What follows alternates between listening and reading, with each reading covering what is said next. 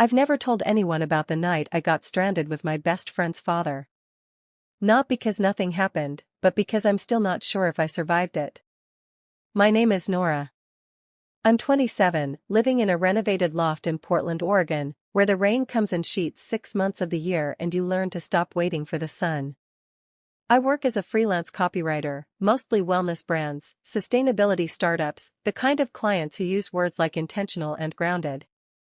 It pays well enough that I can work from my desk by the window, watching the city blur behind water-streaked glass. My life's been small by design. Quiet. Controlled. I had a boyfriend once, back when I was 24. We lasted 8 months before he told me I was emotionally unavailable. He said it like it was a diagnosis. I didn't argue. I've got walls, and I've never apologized for them. My therapist says I confuse restraint with safety. Maybe she's right. But I've survived this long by not letting people close enough to prove it. Before I go any further, if you're the kind of person who thinks about the moments that changed you, the ones you can't explain out loud, hit that subscribe button.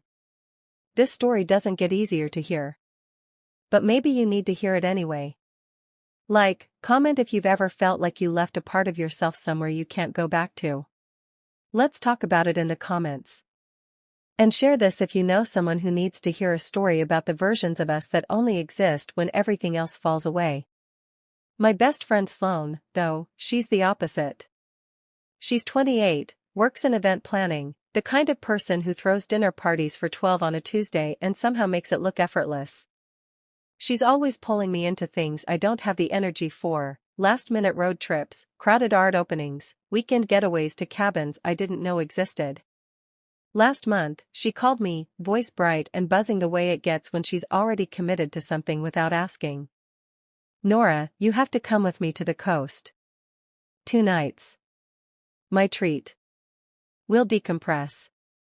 I groaned. The coast in early spring means cold wind and gray water, the kind of trip that sounds better in theory than practice. But Sloane has a way of making you feel like you're wasting your life if you say no. Fine, I said. But I'm bringing my laptop. She laughed. Of course you are. Sloane's father, Severin, is 52. I've known him since I was 19, back when Sloane and I met in a design elective and bonded over hating the same pretentious classmate. He's always been hard to read. Not distant, exactly, but not the warm, approachable dad type either. You haven't heard the whole story yet. Subscribe or